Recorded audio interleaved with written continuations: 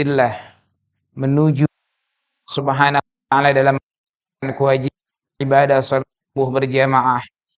Dilanjutkan kita berzikir bersama lalu duduk di majelis ilmu yang kita harapkan agar Allah memberikan ilmu yang bermanfaat untuk bekal hidup kita dunia dan akhirat. Dan Allah subhanahu wa ta'ala berkat yang kita duduk sama di tempat ini, tidaklah kita dibangunkan oleh Allah, melainkan dosa dan kekhilafan kita diampuni oleh Allah subhanahu wa ta'ala. Dimudahkan segala hajat dan permintaan kita kan oleh khatimah al-maut dan yang salihin dan saleh. Pun kita doakan para segenap orang-orang tua kita, para guru kita, pendahulu kita yang telah meninggalkan kita dalam kehidupan dunia, dijadikan kuburnya raudhah min riyadil jannah, ditambahkan segala kebaikannya, diampuni kekhilafan dan juga kesalahannya, dan kita menjadi sebaik-baik penerus untuk para pendahulu kita. Dan kita doakan yang sakit di antara kita, kerabat kita, keluarga kita, ataupun diri kita, baik yang dirawat di rumah ataupun di rumah sakit, mudah-mudahan segera Allah berikan kesembuhan kepada mereka, diberikan kembali aktivitas seperti semula, dan dijaga dan dilindungi oleh Allah subhanahu wa ta'ala. Pun terkhusus pada pagi hari ini kita doakan segenap saudara ahli famili dan seluruh kaum muslimin wal muslimat yang saat ini tengah menjalankan rangkaian daripada pelaksanaan ibadah haji ataupun umrah di kota suci Mekah Al-Mukarramah, berziarah kepada Rasulullah di kota Madinah Al-Munawwarah, agar mereka semua dijaga dan dilindungi oleh Allah subhanahu wa ta'ala, kembali ke kampung halaman mereka semua dengan membawa haji yang mabrur, haji yang diterima oleh Allah subhanahu wa ta'ala. Amin amin ya rabbal alamin. Hadirin jamaah kaum muslimin rahimakumullah, saat ini kita berada di hari-hari yang penuh dengan keutamaan. Hari-hari yang disebutkan oleh Allah subhanahu wa ta'ala di dalam Al-Quran, wal fajri wa layalin ashri. Allah bersumpah demi waktu dan juga hari-hari yang 10 karena li'annahu afdalu ayyami fis, karena paling hari dalam satu tahun di antaranya adalah hari yang ke-10 pertama di bulan Dzulhijjah. Bulan Dzulhijjah merupakan bulan Asyhurul Hurum, bulan-bulan yang dimuliakan oleh Allah subhanahu wa ta'ala, dan juga bulan Dzulhijjah merupakan Asyhurul Hajj, bulan-bulan untuk melaksanakan ibadah haji ke kota suci Mekah Al-Mukarramah.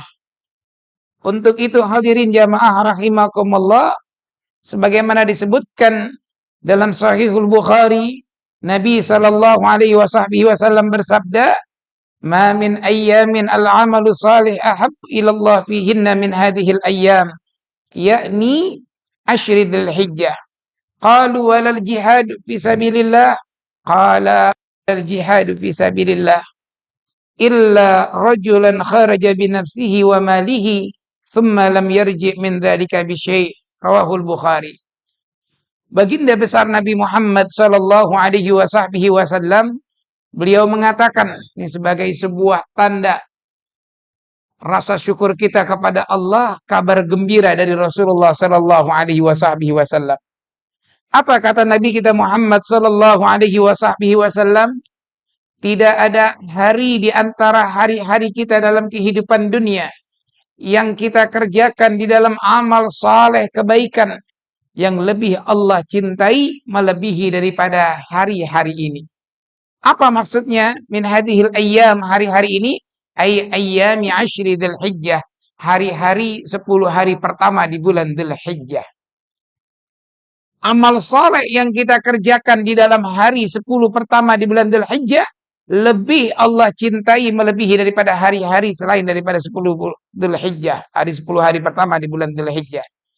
Lalu sahabat alaihi ridwanullah, mereka mengatakan, qalu wala jihad fi sabilillah ya Rasulullah. Tidakkah jihad di jalan Allah juga kalah dibandingkan amal soleh di dalam hari-hari 10 pertama di bulan Dzulhijjah ini? Maka Nabi mengatakan wala jihad fisabilillah. Tidak juga jihad di jalan Allah. Illa rajulan melainkan seorang laki-laki atau seseorang kharaja bi nafsihi wa malihi, keluar dengan jiwanya dan juga dengan hartanya. Tsumma lam yarji min dzalika bi syai', kemudian tidak kembali daripada yang dikeluarkannya tadi tersebut. Amal kita yang kita kerjakan itu lebih Allah cintai, bahkan melebihi jihad di jalan Allah Subhanahu wa taala. Yang bisa mengalahkan amal soleh, kebaikan, kebajikan di dalam bulan 10 hari pertama di bulan Dzulhijjah ini, kata Rasulullah, adalah orang yang keluar dari rumahnya dengan hartanya dan dengan dirinya, kemudian tidak kembali ke rumahnya dengan hal tersebut. Masya Allah. Kita kadang-kadang kalau keluar dari rumah kembali lagi ke rumah kita. Kadang-kadang kita bawa harta kita kembali lagi, itu harta bahkan melebihi daripada yang kita bawa keluar dari rumah kita. Ini yang bisa mengalahkan amal soleh yang kita kerjakan. Tadi sholat subuh, hadir majlis ta'lim, silaturahim, bersedekah, berpuasa. Sunnah yang kita kerjakan mungkin di antara sebagian jamaah mengerjakannya. Itu lebih Allah cintai, bahkan melebihi jihad di jalan Allah. Yang hanya dapat bisa mengalahkan adalah ketika keluar dari rumah seseorang, lalu dengan hartanya dan jiwanya tidak kembali harta dan jiwanya di dalam dia keluar dari rumahnya tersebut. Alhamdulillah wa syukurillah. Maka ini hari-hari yang disebutkan adalah hari-hari yang paling utama. Hari-hari yang afdal di antara hari-hari yang Allah berikan di dalam satu tahun. Kita duduk bersama setelah melaksanakan ibadah salat subuh berjamaah. Kita membaca zikirnya, kita membaca tasbihnya, kita membaca tahmidnya. Lalu kita membaca takbirnya. Lalu kita hadir di dalam majelis ilmu yang mana disebutkan walaisa ba'dal fariidah afdalu min talabil ilmi. Tidak ada yang melebihi kewajiban hal yang dikerjakan setelah kewajiban, yaitu melaksanakan ibadah yang wajib, melebihi daripada keutamaan hadir di dalam majelis ilmu. Kita duduk bersama di dalam majelis ilmu di dalam hari-hari yang mulia ini, insya Allah merupakan hari-hari yang paling berbahagia untuk kita. Kita mendapatkan kebahagiaan hidup dunia dan akhirat. Amin, amin ya rabbal alamin. Lalu apa yang kita lakukan ketika kita mendapatkan 10 hari pertama di bulan Dzulhijjah ini? Maka anjuran kita atau anjuran yang dilakukan untuk kita sebagai hamba Allah adalah memperbanyak daripada amal-amal saleh kebaikan dan juga memperbanyak zikir kepada Allah Subhanahu wa taala. Dengan kalimat la ilaha illallah wahdahu la syarikalah, lahul mulku wa lahul hamdu yuhyi wa yumit wa huwa ala kulli syai'in qadir. Atau kalimat la ilaha illallah sebagaimana oleh para ulama, sebagaimana disebutkan bahwa zikir ayami wa syuhur, la ilaha illallah, adadal waraqi wasyahr, itu terus dibaca berulang-ulang kali, dan juga membaca salawat yang dikhususkan pada bulan atau sebelum, yaitu Allahumma salli ala sayyidina Muhammadin mattasalatil uyunu bin nadar wa tazakhrafatil arduna bil matar wa hajja hajjun wa'tamar wa labba wa halaqa wa nahar wa tafa bil baitil atiqi wa gabalal hajj wa ala alihi sahbihi wasallam. Dan juga di 10 hari pertama di bulan Dzulhijjah kita dianjurkan untuk melaksanakan ibadah puasa bagi yang mampu dari tanggal 1. Bila tidak, jangan kita tinggalkan tanggal 8 dan tanggal 9. Tanggal 8 yang disebut hari Tarwiyah dan tanggal 9 yang disebut dengan hari Arafah. Tanggal 8 dan tanggal 9 jangan kita tinggalkan untuk berpuasa. Kenapa? Karena sahabat Abi Qatadah radhiyallahu an, beliau mengatakan su'ila Nabi sallallahu alaihi wasallam, ditanya Nabi tentang saum yaumi Arafah. Qala Nabiyuna Muhammad sallallahu alaihi wasallam yukaffiru sanatal madiyah wal baqiyah. digugurkan dosa-dosa 2 tahun. 2 tahun digugurkan. Tahun ini atau tahun yang belakang ini dan juga tahun yang akan datang. Sahabat Ibnu Abbas radhiyallahu anhum, ya, beliau mengatakan kebahagiaan. Kita mendapatkan kabar gembira. Kita berpuasa hari Arafah, maka Allah Subhanahu wa taala menggugurkan dosa tahun yang ini atau tahun sekarang dan tahun yang akan datang. Merupakan gembira kalau kita puasa hari Arafah, berarti kita dipanjangkan usia hingga tahun yang akan datang. Kenapa? Karena tidaklah Allah ampuni dosa seseorang, kekhilafan seseorang, jadi orang itu ada dalam kehidupan dunia. Ya kan? Ada kehidupan kita di dunia, melakukan kesalahan kekhilafan diampuni oleh Allah. Nah sekarang, ampuni tahun yang akan datang, merupakan sebuah jaminan. Kalau kita berpuasa di hari Arafah, berarti kita bisa ketemu lagi di hari Arafah tahun yang mendatang. Insya Allah, amin ya Rabbal. Maka jangan kita tinggal. Lalu juga tersebut merupakan hari yang mulia. Dimulai di saat itu dianjurkan oleh sebagian ulama untuk kita memperbanyak takbir. Yang disebut dengan takbir muqayyad. Takbir yang terikat dengan ibadah. Salat. Ya, salat wajib subuh di hari Arafah tanggal 9. Kapan itu? Ketika kita melaksanakan ibadah sholat subuh di hari Arafah, sudah dianjurkan, sebagian ulama mengatakan takbir yang disebut takbir muqayyad. Ba'da salamul imam dari sholat subuh langsung takbir. Setelah takbir habis itu baru zikir. Subuh, zuhur, asar, maghrib. Nah, ini malam 10 di bulan Dzulhijjah, maka di saat itu takbirnya berubah menjadi takbir mutlak atau takbir mursal. Terus bersambungan. Senantiasa. Kita di dalam masjid, kita di rumah, kita di jalan, kita di kendaraan. Takbir terus. Mengagungkan, membesarkan Allah Subhanahu wa ta'ala. Hingga pelaksanaan ibadah salat sunnah Idul Adha. Setelah itu hadirin. Ba'da zuhur di hari tanggal 10. Nah setelah itu takbir muqayyad. Dikerjakan atau dibaca setelah melaksanakan ibadah salat. Terikat dengan ibadah salat.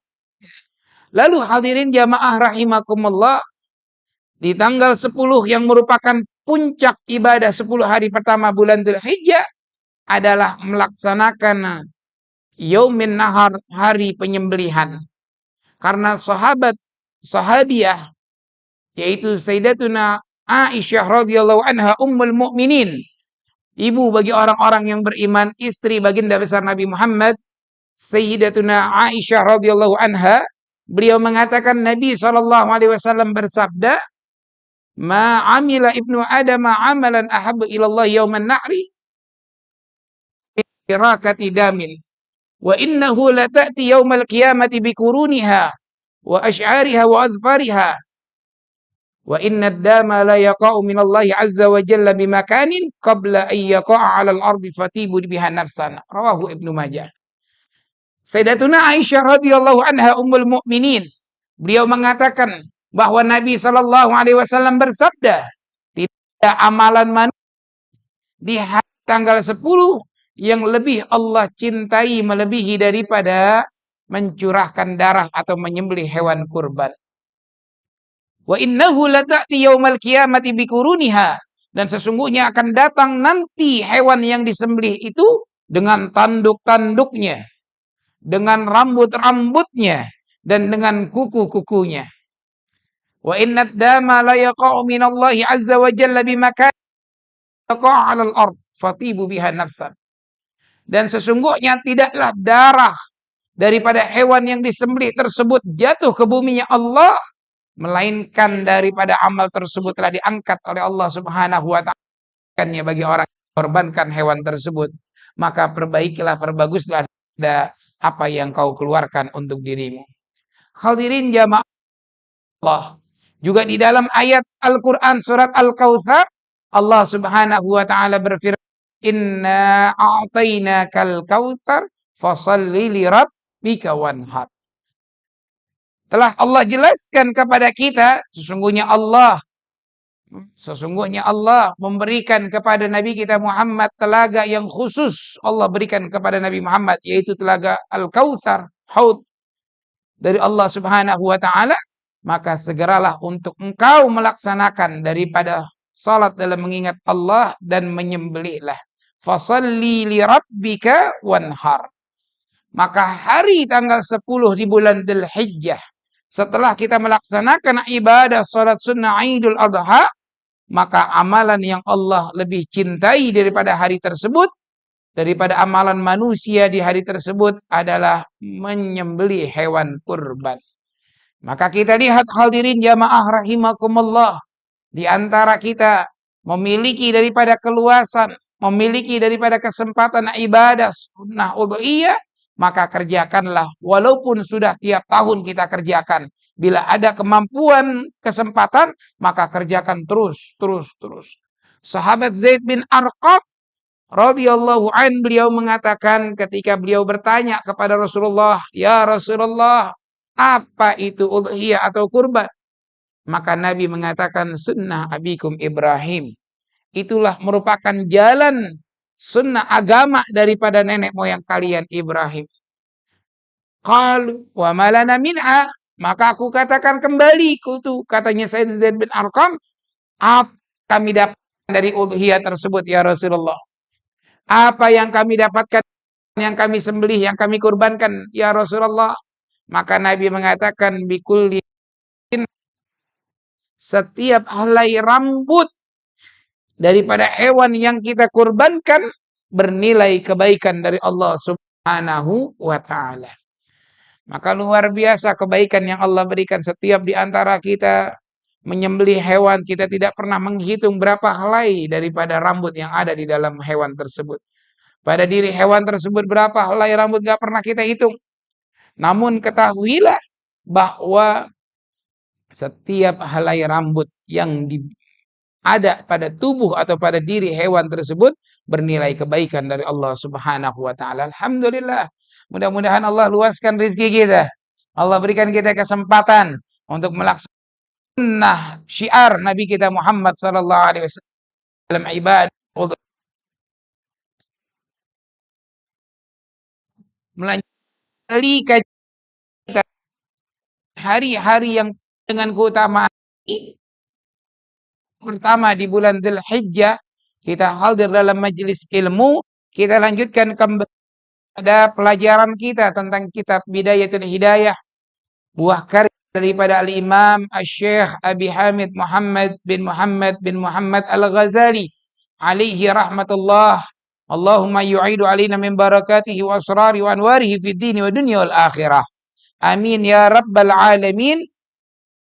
Maka beliau mengatakan, fama dhalla anhu min awqatika fihi arba'u halat. Ada 4 keadaan di dalam kita mengisi waktu-waktu kita setelah daripada tulu'i syamsi zawal. Pelajaran yang lalu bab tentang apa yang kita lakukan, apa yang kita kerjakan daripada setelah tulu'i syams, terbitnya matahari, sampai daripada bergesernya waktu matahari.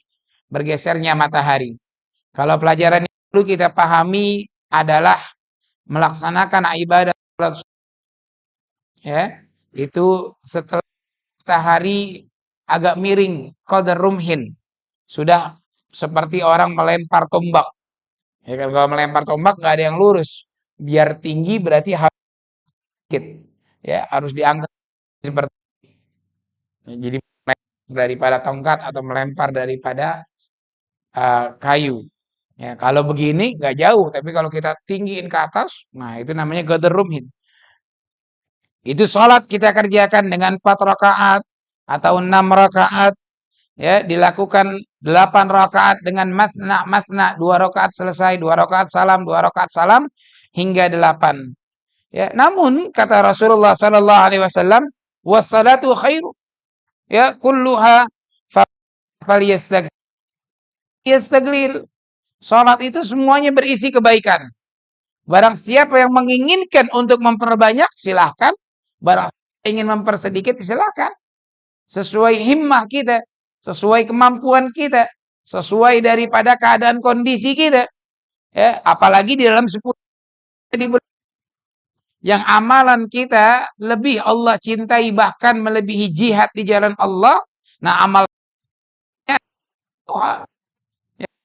lalu apalagi yang kita sibukkan di dalam waktu-waktu setelah terbitnya matahari hingga waktu bergesernya matahari, maka Al-Imam Al-Ghazali halatul ula daripada yang pertama wahyal afdal, yaitu yang paling utama.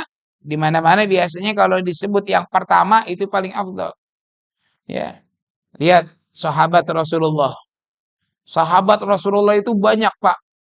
Orang yang berjumpa dengan Nabi dalam keadaan beriman dan mati dalam keadaan beriman. Bukan orang yang berjumpa dengan Nabi tidak beriman, lalu dalam keadaan Nabi sudah wafat dia baru beriman, bukan.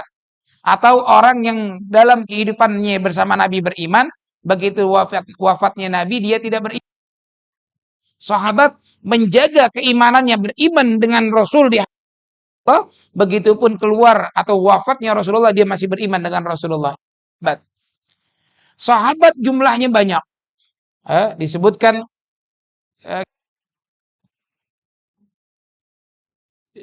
yang akhir daripada sahabat yang yaitu bahwa sahabat Rasulullah itu ashabu Rasulillah sempurna dan juga mereka orang-orang yang paling utama. Tapi ada juga tuh yang lebih utama. Siapa di antara ribuan sahabat Rasulullah? Adalah asyra mubashirina fil jannah.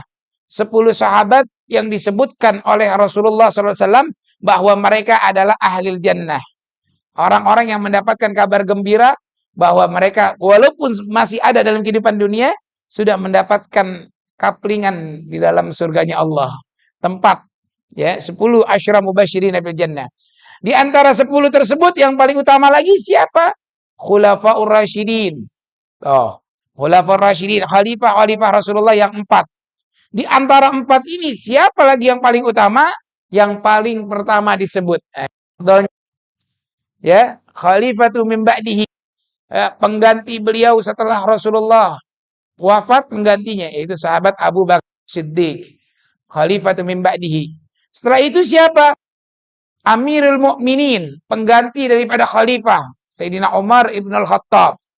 Yang kedua tuh, setelah sahabat banyak tadi paling utama Abu Bakar, kedua Sayyidina Umar, Sayyidina Abu Bakar, Sayyidina Umar. Dan ketiga Amirul Mukminin, pengganti daripada khalifah yaitu Sayyidina Utsman Affan. Lalu yang terakhir di Sayyidina Ali ibn Abi Thalib karamallahu wajha. Ini 4. Jadi orang yang paling utama sahabat Rasulullah adalah Khulafaur Rasyidin, dan paling utama di antara 4 tersebut yang paling sebutnya pertama, pengganti Rasulullah sallallahu alaihi wasallam. Nah, ini disebutkan al-halatil ula wa hiya afdal. Yang pertama yaitu paling utama, yaitu antasrifahu ila talabil ilmi an-nafi'i fid din dunal fudulil ladzi akabban nasu alaihi. Ya.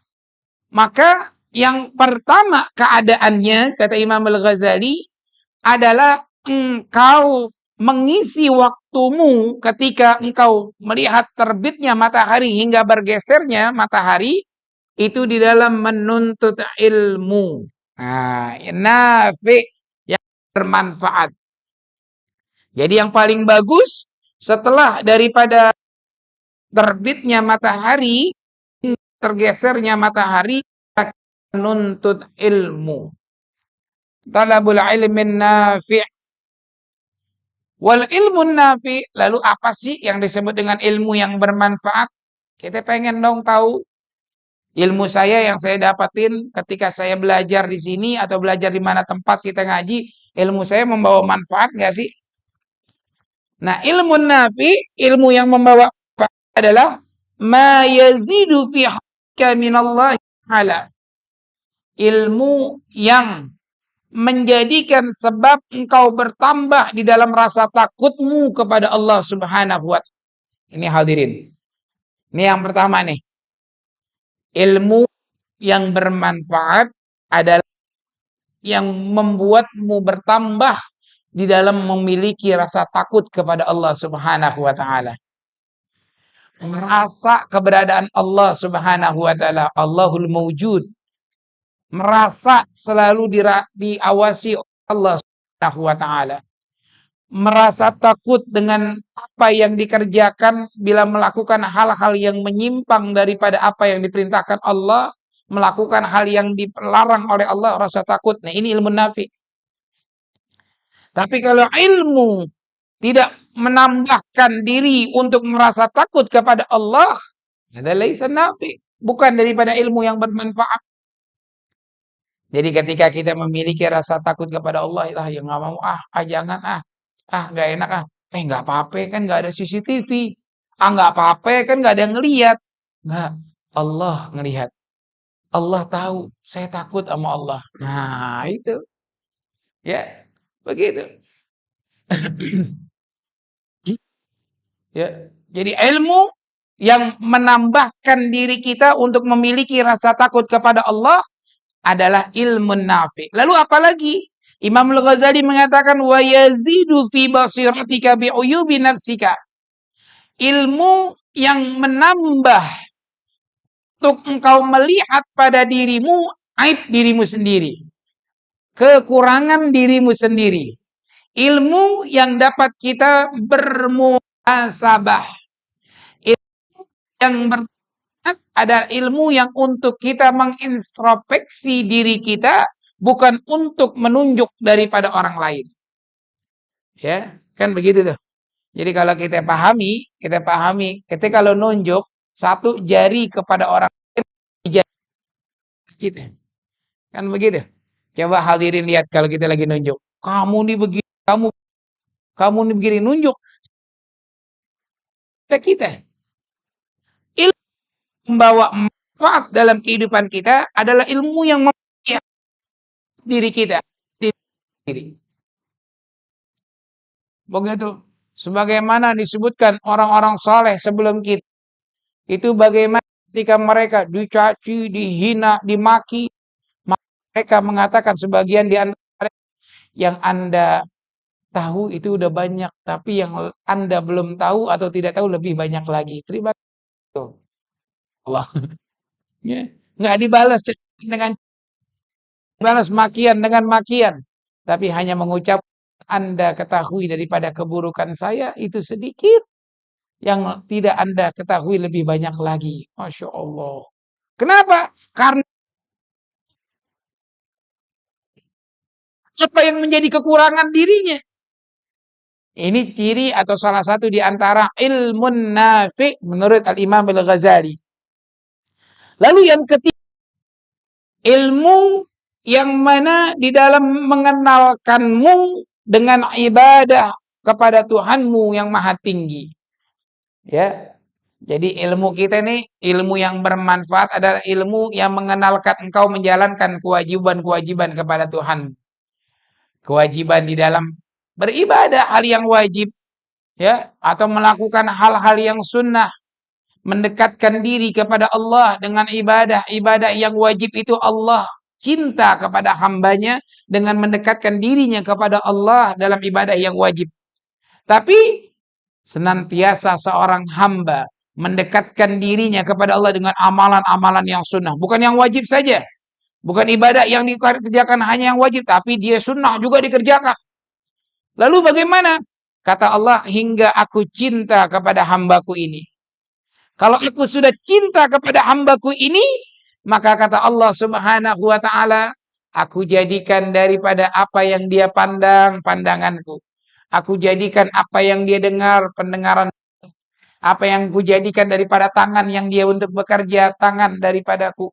Kaki yang dia melangkah. Artinya pandangannya, daripada ucapannya, daripada pendengarannya, daripada tangannya, daripada kakinya, semuanya dijaga oleh Allah Subhanahu wa ta'ala. Kenapa? Karena ia menjadi hamba yang Allah cinta kepadanya. Menjadikan hamba Allah yang cintai oleh Allah Subhanahu wa ta'ala dengan sebab mendekatkan dirinya kepada Allah dengan ibadah-ibadah yang sunnah. Kalau yang wajib udah pasti deh. Nah, ini ilmu nafi adalah ilmu yang mengajarkan kepadamu untuk menjalankan ibadah-ibadah kepada Allah Subhanahu wa taala. Lalu yang keempat, ini ciri daripada ilmu nafi adalah wa yuqallilu min raghbatika fid dunya. Ilmu yang menyedikitkanmu, memberikan engkau sedikit di dalam keinginanmu di dalam hal dunia. Kemarukan, keinginan, kerakusan. Tuh. Kita mempelajari ilmu agama, kita paham, oh, ternyata dunia bukan saya untuk selama-lamanya. Dunia ini hanya sebagai wasilah untuk saya menuju ke tempat akhirat saya yang abadi selama-lamanya. Kalau kayak gitu, ilmu ini manfaat. Kenapa? Mensedikitkan orang untuk menginginkan dunia. Hingga keluar pagi dari rumahnya. Tidak melaksanakan kewajiban ibadah, sholat subuh. Pulang dari menuju ke rumahnya, tinggalkan sholat zuhur, asarnya, maghribnya, isya, sampai isya rumah tidur. Terus setiap hari. Kenapa? Inginkan dunia. Nah, ilmu yang bermanfaat, bukannya kita tidak boleh mendapatkan dunia, boleh, tapi mensedikitkan keinginan untuk mendapatkan dunia. Tapi ntar yang selanjutnya adalah menginginkan untuk akhiratnya yang selama-lamanya. Darul dunia darul fan, menuju akhirah yang merupakan darul baqa. Ya, jadi dunia enggak semua-muanya. Bahkan naudzubillah menjual akhiratnya untuk dunianya. Paham enggak, Pak? Jual akhirat demi dunia. Menghilangkan apa yang Allah janjikan daripada kehidupan akhirat yang abadi kekal selama-lamanya, hanya inginkan dunia yang sementara. Naudzubillah waliyadzubillah. Padahal Allah Subhanahu wa taala mengatakan wal akhiratu khairul laka minal ula wal akhiratu khairu wa abqa, dan akhirat lebih baik dan lebih kekal. Dalam surah Duha, walal akhiratu khairul laka minal ula, dan akhirat lebih baik daripada dunia. Banyak daripada Allah jelaskan, dan Nabi SAW juga mengingatkan kepada kita tentang akhirat. Nah, ilmu yang bermanfaat kan kita untuk menginginkan, mengharapkan dunia.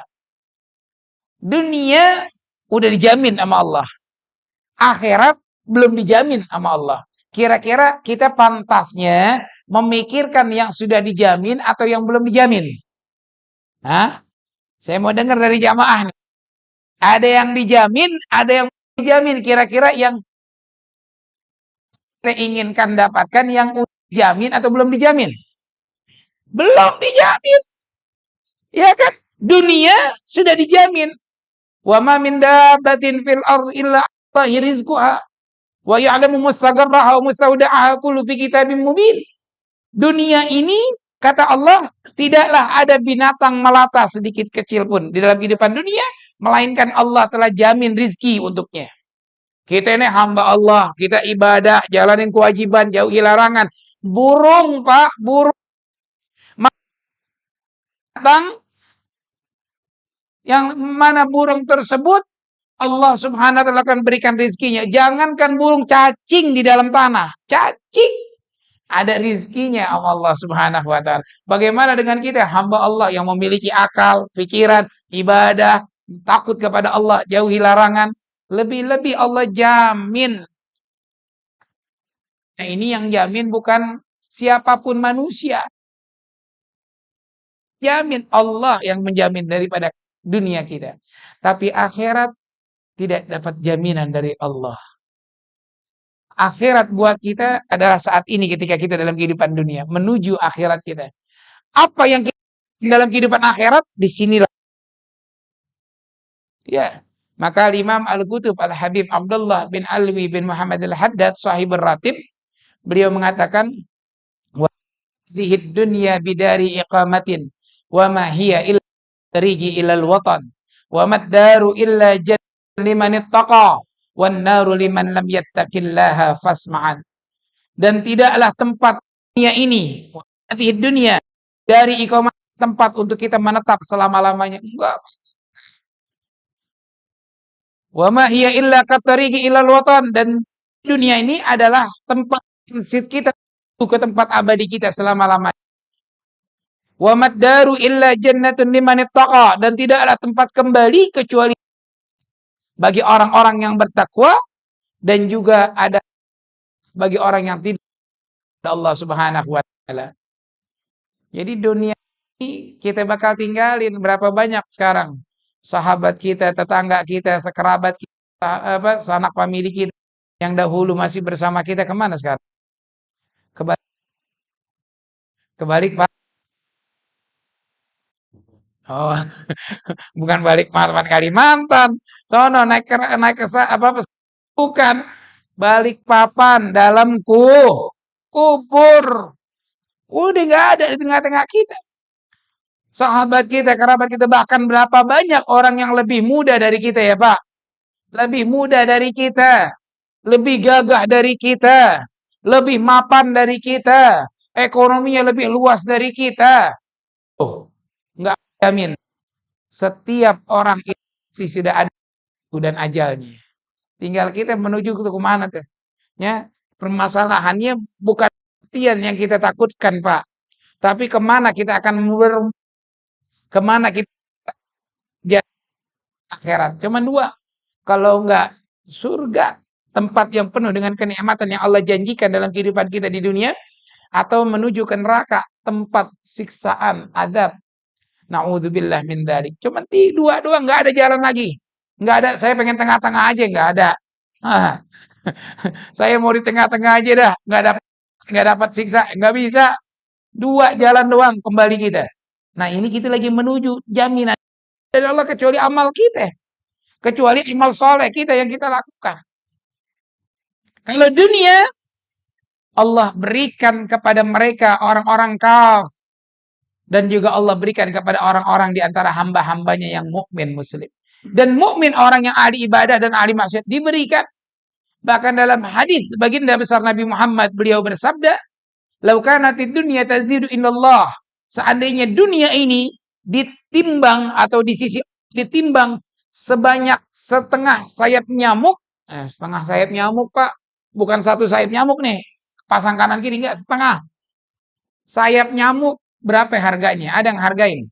Nah, ada yang mau jual di sini, saya punya sayap nyamuk nih, saya hargai nih segini, siapa yang mau beli? Jamaah Masjid As-Salam? Enggak ada.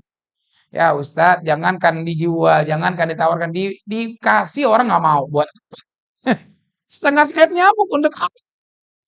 Tapi nggak berharga kan? Maka nggak berharga, kata Allah, seandainya, kata Nabi Muhammad, di sisi Allah dunia ini seperti sekepak sayap nyamuk, Allah nggak kasih tuh minum orang-orang kafir meskipun seteguk air. Karena Allah nggak hargai walaupun hanya sekepak sayap nyamuk, setengah sayap nyamuk, maka dunia Allah kasih tuh.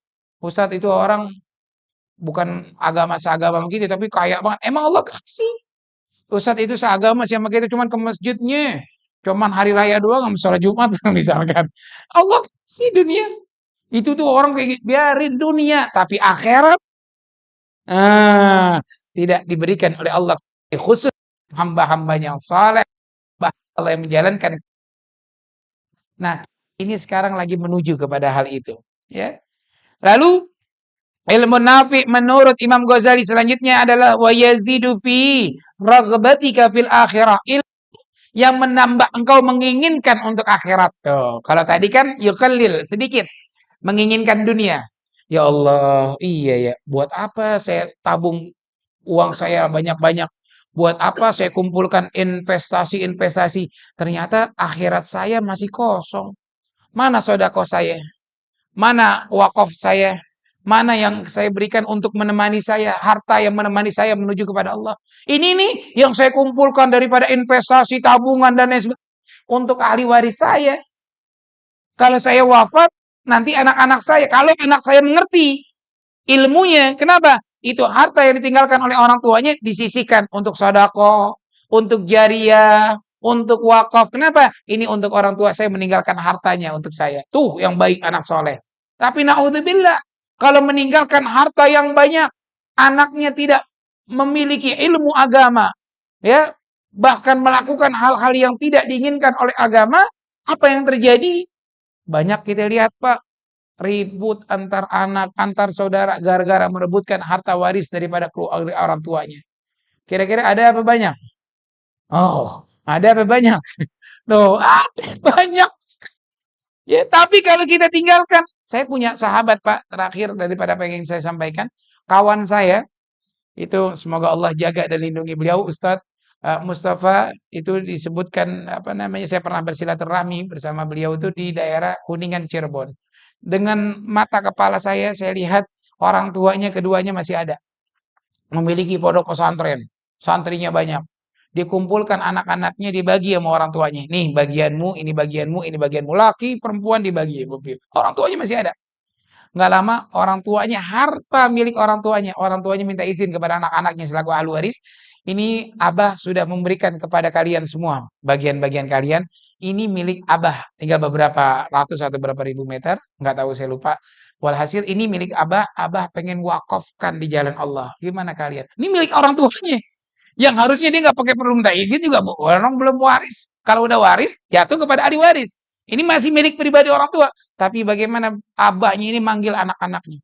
Maka anak-anaknya, ya Allah Abah, kami sebagai anak, anak-anaknya soleh dan soleha.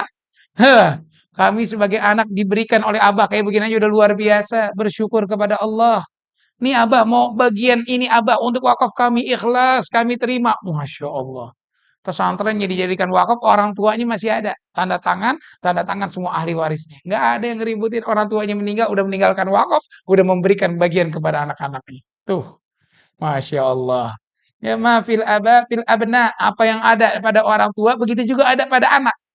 Jadi kalau kita pengen solehkan anak kita, solehkan diri kita sebagai orang tua. Ya, jadikan diri kita orang-orang yang bertakwa, anak kita ntar bertakwa kepada Allah Subhanahu wa taala. Menginginkan akhirat adalah salah satu hal ilmu yang bermanfaat. Ilmu yang bermanfaat membawa kita menginginkan akhirat, akhirat, akhirat, akhirat, akhirat, akhirat. Enggak dunia, dunia, dunia, dunia. Meninggalkan akhiratnya. Bahkan naudzubillah, biarin deh yang sholat berjamaah dia aja. Atau yang hadir majelis ilmu dia aja. Saya emang nggak usah. Saya harus ada ini, harus ini. Enggak. Kita sampingkan dunia kita terlebih dahulu untuk menginginkan akhirat. Ada waktunya. Jangan kalau bahasa kita kebablas dunianya sir daripada akhiratnya. Jangan. Ya, dunia udah diberi oleh Allah, dijamin oleh Allah, kalau akhirat belum, ya. Itu wa yazidu fi raghbatika. Sampai situ hadirin, insyaallah mudah-mudahan Allah berikan kita ilmu yang bermanfaat untuk bekal hidup kita dunia dan akhirat. Semoga Allah Subhanahu wa taala menjadikan ilmu yang kita dapati daripada majlis ta'lim di Masjid Jami' As-Salam, baik yang di ahad subuh atau yang di malam hari oleh guru-guru kita, membuahkan kita rasa mengenalkan diri kita dalam ketakwaan kepada Allah, mensedikitkan kita untuk menginginkan dunia, dan memperbesar goal kita, keinginan kita untuk menuju akhirat kita, dan menjadikan kita semuanya hamba-hamba yang salihin dan salihah, dan kelak kita mati dalam keadaan husnul khatimah, meninggalkan para pendahulu-pendahulu, meninggalkan para penerus-penerus kita, orang-orang yang setelah kita dalam ketakwaan kepada Allah Subhanahu wa taala. Amin amin ya rabbal alamin. Bismillahirrahmanirrahim. Alhamdulillahirabbil alamin. Allahumma shalli wa sallim ala sayyidina Muhammad wa ala sayyidina Muhammad. ربنا انفعنا بما علمتنا، ربي علمنا الذي ينفعنا، ربي فقهنا وفقه أهلنا وقرباتي لنا في ديننا مع أهل الكتر أنثى وذكر، ربي وفقنا ووفقهم لما ترضى قولا وفعلا كرما، وارزقني كل حلالا دائما، وأخل عك يا علماء نحظى بالخير ونكفى كل شر. ربنا واصلح لنا كل الشؤون، وأقر بالرضا منك العيون، واقض عنا ربنا كل الديون قبل أن تأتينا رسل المنون، واغفر واستر أنت أكرم من ستر، وصلاة الله تغشى المصطفى من إلى الحق دعانا والوفى بكتاب فيه للناس الشفاء، وعلى الآل الكرام الشرفاء، وعلى صحب المصابه الغرر.